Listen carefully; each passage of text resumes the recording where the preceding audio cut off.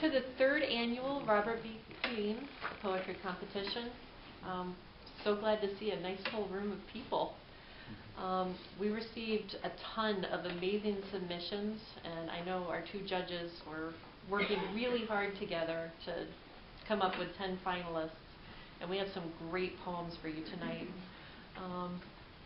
I'm going to turn things over now to Victoria Cudmore, Bob's daughter, and she's going to come up and say a little bit of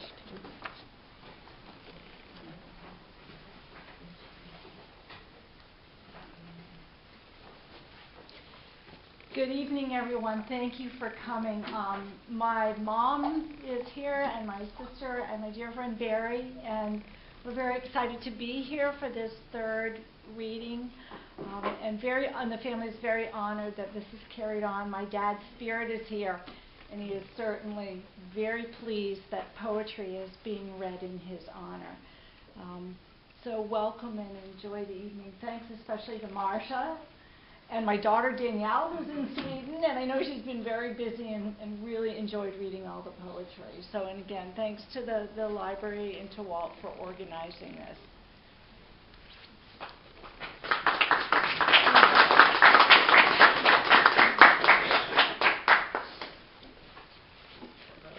It's great to see everybody here, and as Vicki said, this is in memory of Bob Collen, who was my best friend and who I miss every day. And Bob, amongst other things, was a poet, and I'm going to read a few of his poems. One of the things that I liked about Bob was he was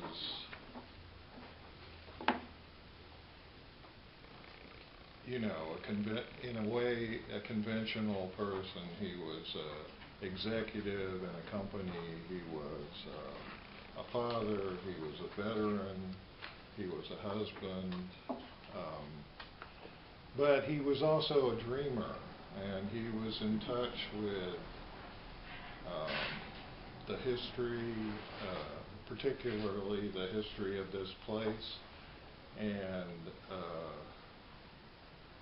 almost a spirit world, hidden meanings and hidden symbols. Bob was sensitive to those. And so I picked this first poem. If I figure out which book it's in. It's called Riders.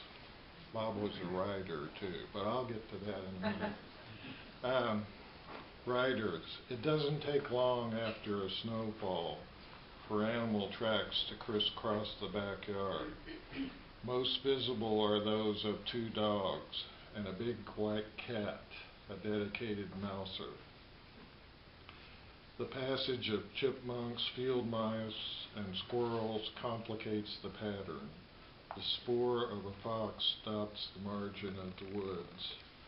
Deer sometimes gather in the clearing, like apprehensive observers from another world. Long ago, when I was in high school and home with a fever, I hallucinated and saw Indians on shaggy ponies slowly picking their way through the snow toward the house.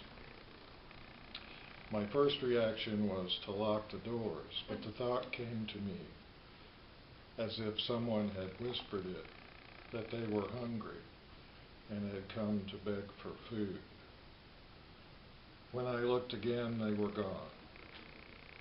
So intense was the vision, I can still summon the riders from the shadow of the woods and see them as they were then, wrapped in rags against the bitter cold, their buckskin leggings torn to shreds, and the ponies' manes caked with snow. I had told what I had seen to a man who worked alone, cutting and hauling wood. "Oh, sure," he said, "I've seen them myself. They come when you're sick, cold, hungry, or tired, like they was toward the end. They're ghosts. We're living on their land, and they want us to know it." So, that's a good poem. In my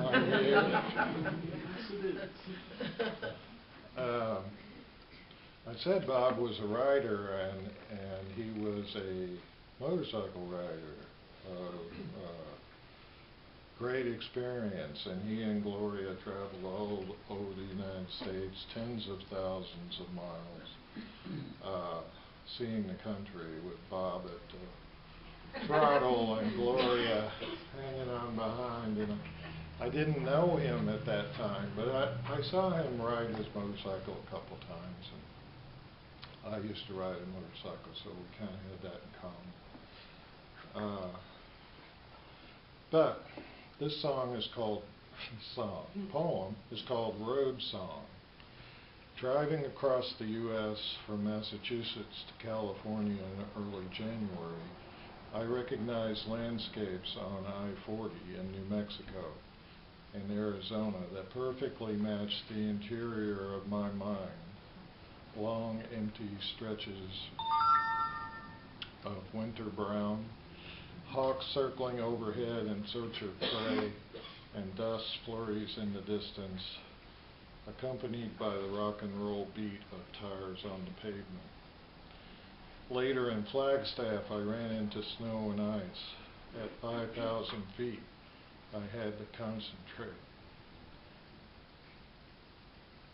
Then, descending into Kingman through ravines of fatigue, I saw for the first time the sky at sunset, streaked with red and purple, burnt orange, and garish yellow.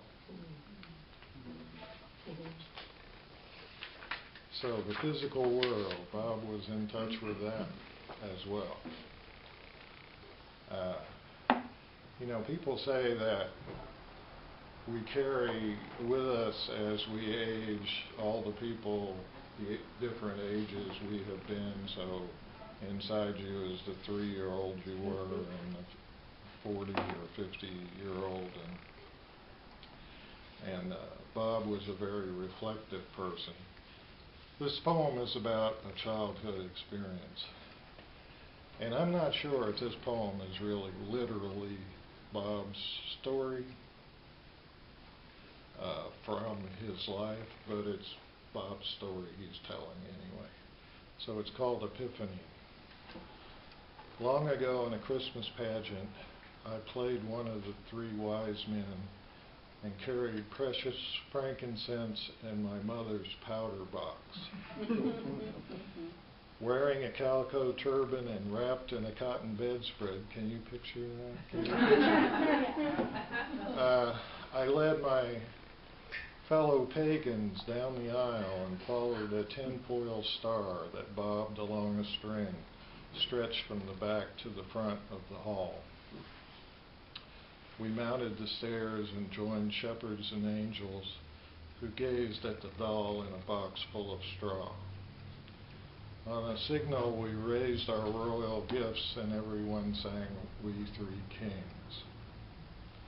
It was the last time I played the wise man with any conviction or success. But every year I recall the procession, the dangling star, and especially the fragrance of the powder box. Surely, I tell myself, as the new year begins, an old pagan can still find the way to Bethlehem. So, that's my part, and thank you all for coming. Thank you. And thank you for writing your poems and being part of this event. And I'm going to turn it over to Marcia Gagliardi, who is one of the judges for the poetry contest.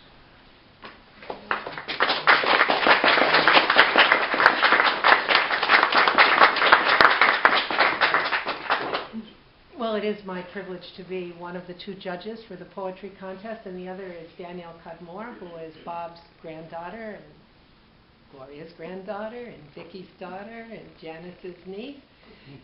She's in Sweden, as we learned, and she had thought she might Skype herself in this evening, but it's 1 a.m. in Sweden, and so she isn't going to do that. We worked together last year on this judging, and we seem to have a transatlantic simpatico that goes pretty swell. This year, the procedure was that I received from the library a portfolio of poetry. I read through it. I rated it from certain poems from 1 to 10. I emailed Danielle and said, these are my 1 to 10. What do you think? And she emailed back and said, well, maybe, what about this one? And what if we moved this one a little bit? And I emailed back and said, that sounds pretty good. And then she emailed back and said, oh, what about that one? And I emailed back and said, yeah, okay. And I presented her with a list that resulted from that collaboration by email. And she said, great. And sent Candy an email that said, these are the people who we think have, well, these are the poems that we think should be the top 10. And that's it.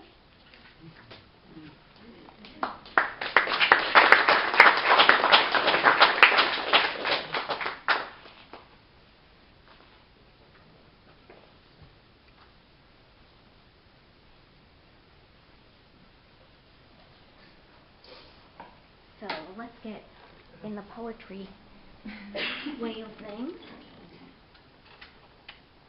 Moody. Yeah, let's get moody. Yes, thank you. I'm hoping that's going to be enough. I'm not sure if Walt mentioned that Bob was a trustee for many, many years, and he had the number 1 when you used to write numbers down and pass cards in. And when we became automated, he did not want to give up his number 1. So he wouldn't take one of those scanning cards, and we honored that. I'm introducing I would like to say 10 finalists, but amazingly it's 8 finalists. 2 people have 2 poems in the final choice. The first reader is Mara Bright with her poem Intervention, and she said she couldn't make it and that her husband would read the poem. Do you want me to come there? Oh, yes, yes.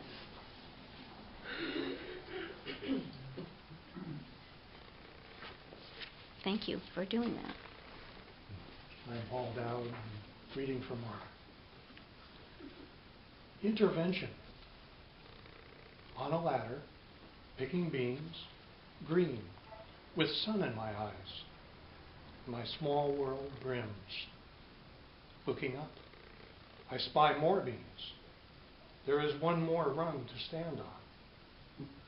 4 pods are waving to me, their right fingers. Wobbling and stretching, I snap each one from its vine alive. Take from their leafy sisters this docile harvest. My basket, now their home.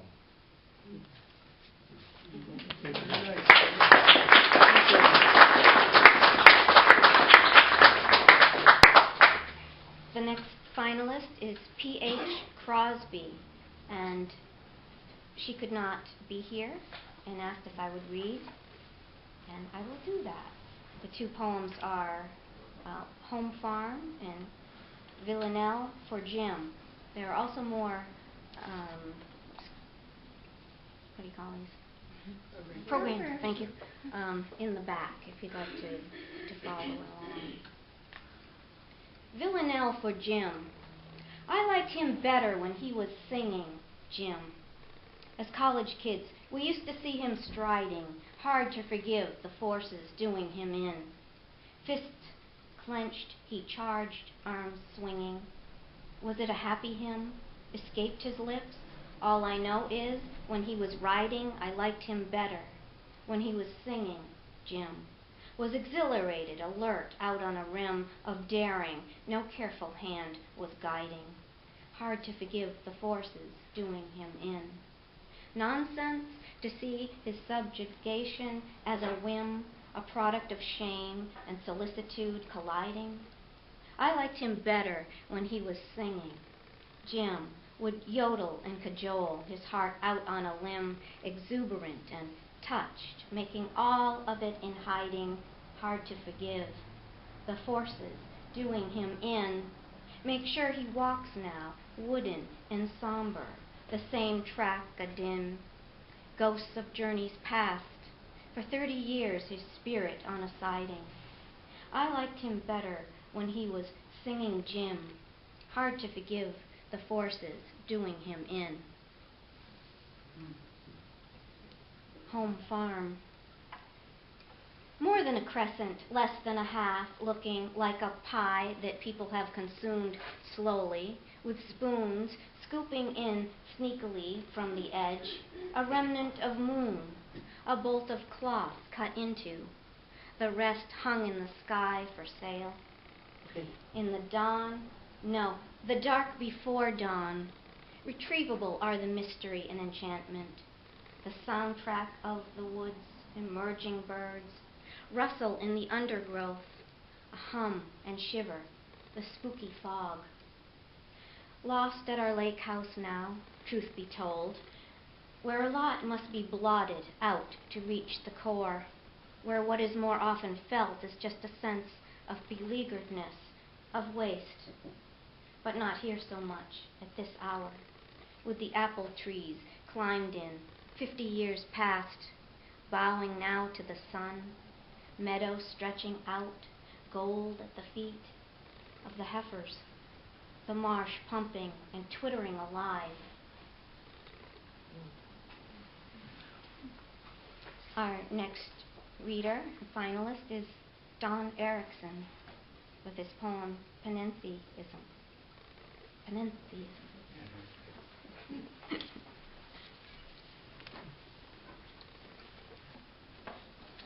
So panentheism basically translates as God and all and more.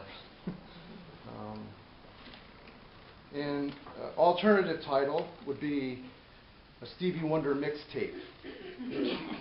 And to do it justice, and it perfectly makes sense that I need to represent the music that moved the poem. And so I'm the closest thing to hip-hop I'll ever get. I give this a musical accompaniment to the poem Panentheism.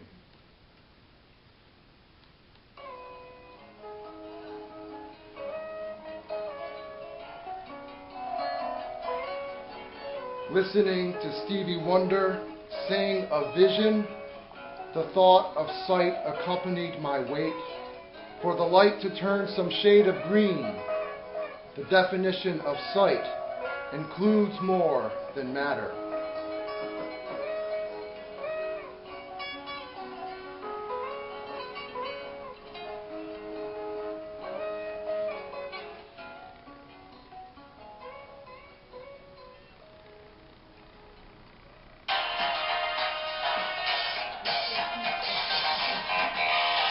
Listening to Stevie sing of superstition, the thought of God now accompanies the way home to the northern fringes of this town.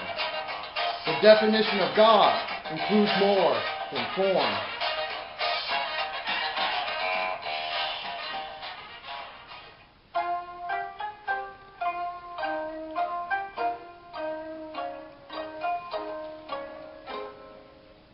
Listening to stars and planets sing of wonder, more music turns and accompanies the silence, where God is seen every nowhere in particular. No one in out there heaven can ever quite define it.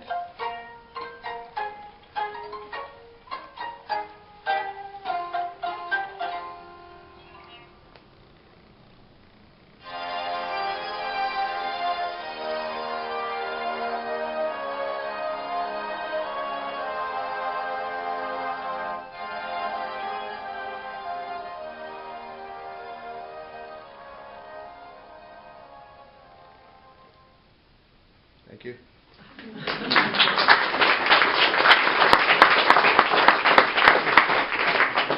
Wonderful. next finalist is Sharon A. Harmon.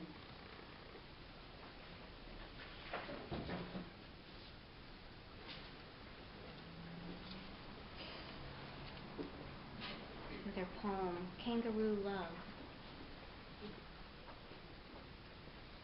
And she will sign it as she has laryngitis. I shall read again. She told me to stand up here. Kangaroo Love.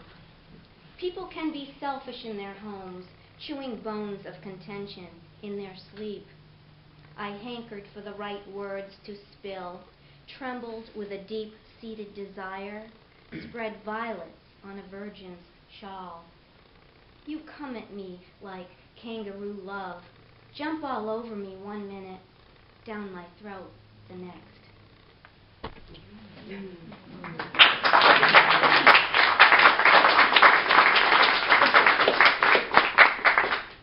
The next reader is Ariana Lett with the Wraith.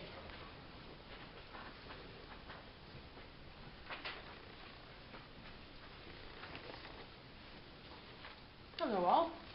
Hi. The Wraith. Far past twilight, more near midnight, as I tiptoed down the dark hallway, a milky little wraith skittered past me, lightly brushing my leg. My breath caught, body jolting as though shocked. A frigid sword struck my spine.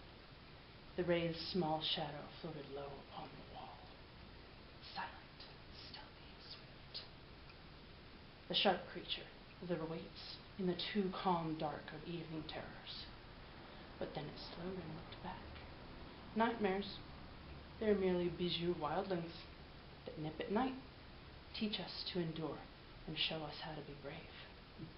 Two bright blue orbs, glowing coal red in the middle, leered back at me, teasing, and the little wraith greeted me with a soft purr and mew.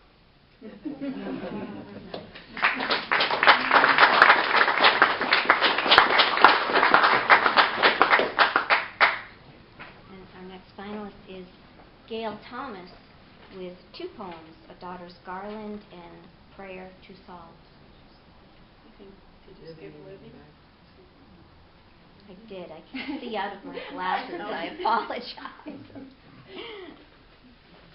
Libby Maxey is next with At the Terminus, Conway Station Road.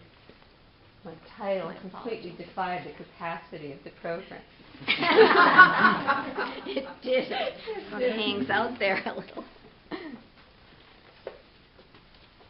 Try to make my titles do more work. At the Terminus, Conway Station Road. Bronze river, shivered silver over rocks. Stone ruins at the edges, broken teeth, hard bread. Old trestle footings growing trees. They knew the town was real when there were rails across the water, wine-dark boxcars packed with cargo, lumber, cotton, tin and shoes, tool handles, apples, cattle, sheep and milk, and people bound for distant ports. Above the wooded bank, the other bank, there's still the scraping, churning hurry of the cars, the city sound of going somewhere else. Below, smooth, skimming leaves shape roiling blooms of tiny steel-backed fish. They seed their thin iron shadows on the bottom, live black sparks.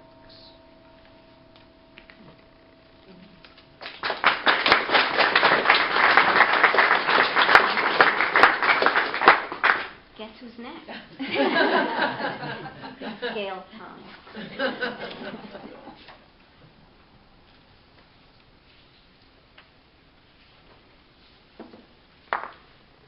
Thank you so much, everyone. I just have to say it's really great to be here because I knew Bob, and actually Bob and I read together years and years and years ago, I think, at Haley. So it's really special for me. So I have two poems. The first one that I'm going to read is in a form, and it's called a Garland of Cinquains. which means that each verse has to have a certain number of syllables. So the first line has 2, then 4, then 6, then 8, then 2 again. And so the garland means that there are 6 little forms, and the last one is supposed to repeat one of the lines of the previous 5. So I've never written one of these before, so it's kind of exciting. A daughter's garland. Mother, the dance reversed, spoon to mouth, shoes to feet, kisses aloud, even love words. Who's there? Mother, each day the same in this place of hallways, kind strangers take my place. You say thank you. Mother, we can rest now with no expectations. The one you never knew is here with you. Mother, I stroke your arm, play your favorite songs. Your eyes are tidal, ebb and flow. Hold on. Mother, an odd mercy rains down on our gray heads, empty of memory and full at once. Mother, an odd mercy with no expectations. Your eyes are tidal, ebb and flow. Thank you.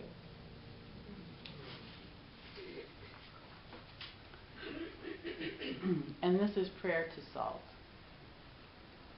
More than once, your waves tumbled me breathless, spitting sand. I used and used you to blot bloodstains, to gargle and brine, threw you into stews and over a shoulder for savor or safety, licked tears and tried, like Lot's wife, not to look back for too long. Take my bones and flesh, but please preserve the sting of memory.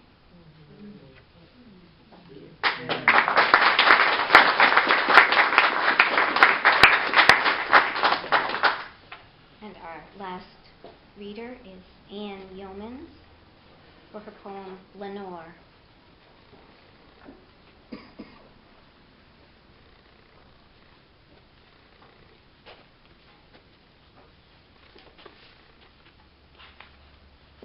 I love reading poetry by a fire in a room full of books. It's really a lovely space. Thank you.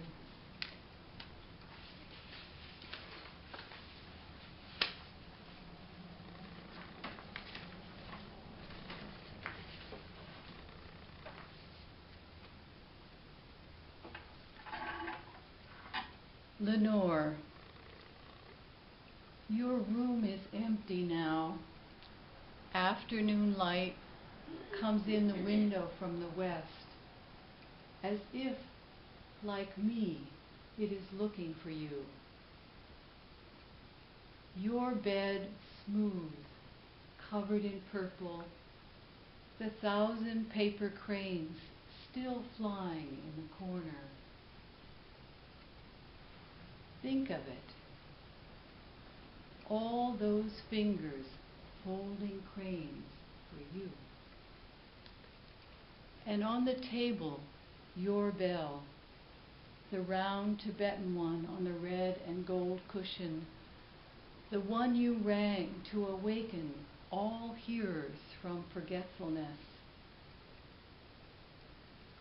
Every morning now, your beloved of over half a century enters your room, opens the curtains, sits by your bed, and rings this bell. The other day, he told us the last words you spoke. It was terrific, you said. It was terrific. Thank you.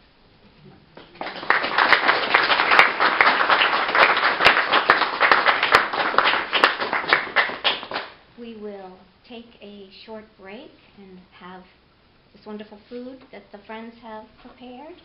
And when we come back, all will be revealed.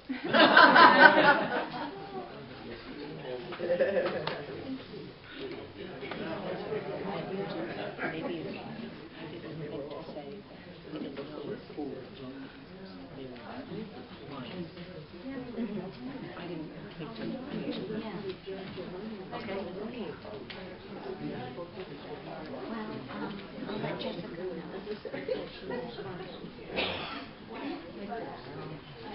So we probably need some light now.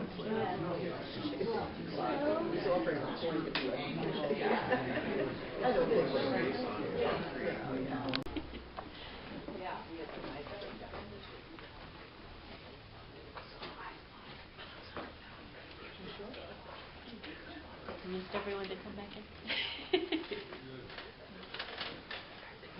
Hello again. I did not introduce myself when I first came up. I was just so excited to get to the poetry. I'm Jessica Magalaner. I'm the director of the library here. Walt passed the reins to me back in January. It's fantastic.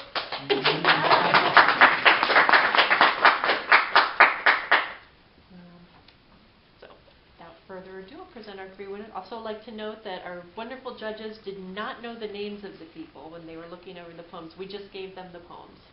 So, important thing to know, yeah.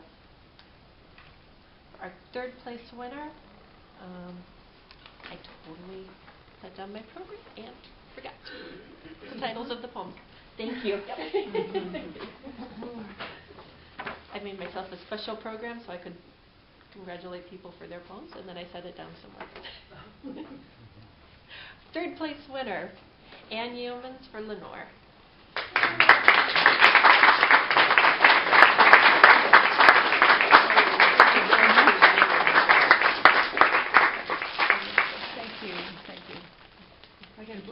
Get those books too. I love those poems that were read. Thank you very much. Thank you for submitting your poem. It was wonderful. And wait. Did you take it? Yeah. Okay.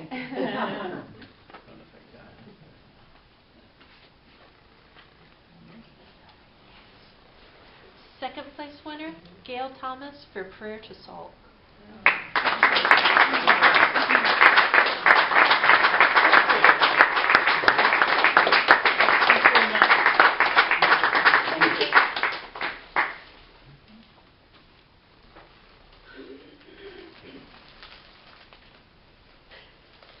And our first place winner, Libby Maxey, her poem At the Terminus, and I cannot remember the rest of it. I am so sorry, but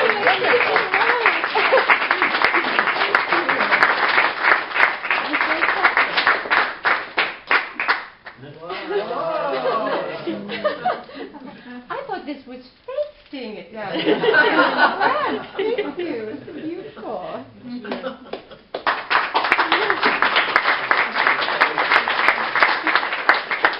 Congratulations to our winners. Your poems were amazing. Thank you so much for coming out tonight and reading them. And we do have copies of the book for all of our finalists. So thank you again for submitting your work. Thank you for sharing it with us. And thank you to everyone for coming out and joining us for the celebration of poetry. Thank you. Thank you.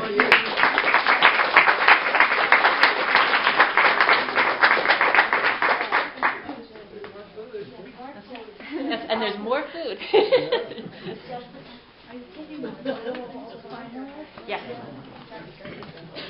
Oh, and if the finalists could join us off to the side for our photo room.